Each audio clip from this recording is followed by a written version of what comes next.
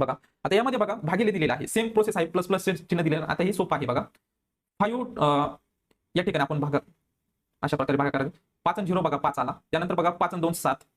त्यानंतर बघा 7 आणि 5 आणि 2 7, 7 आणि 2 9, 9 आलेला आहे आणि 1 आणि 1 2. अशा प्रकारे आपण हे गणित जे आहे तर ते गणित आपण सॉल्व्ह करायचे आहे. त्यानंतर बघा या ठिकाणी प्लसच दिलेला आहे. 5 आणि 5 बघा 10 0 हातच्याला 1 आला. 6 आणि 1 7, 7 आणि 2 9.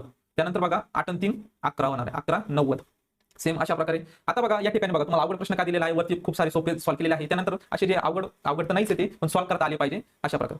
आता बघा तुम्हाला कशाने भाग जात आहे, या ठिकाणी 5 आहे 0 आहे. 5 ने जात आहे बघा 5 2 10, 1 उरला, परत 5 3 15, 4 उरला, 5 8 40 बरोबर आहे. त्यानंतर बघा याला भाग देऊयात. 5 5 25 उरले 4, 5 9 45, त्यानंतर उरले 2, 5 5 25, 5 9 5 अशा प्रकारे.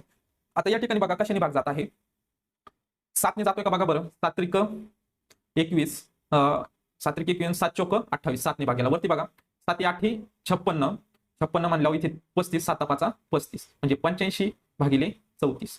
बघा 34 ने 34 दुने 68.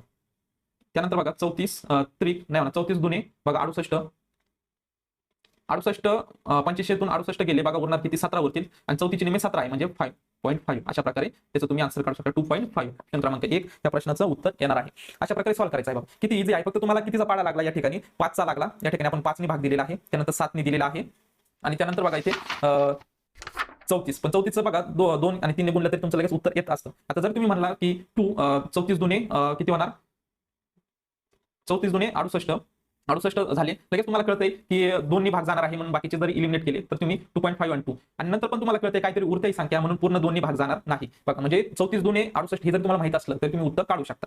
पूर्ण परफेक्ट तुम्हाला कॅल्क्युलेशन नाही आलं तर तुम्ही उत्तर काढू शकता. हे तुम्हाला आता या प्रश्नामधून समजलेलं आहे. अशा प्रकारे या प्रश्नाचं उत्तर जे आहे तर ते तुम्हाला काढायचं आहे.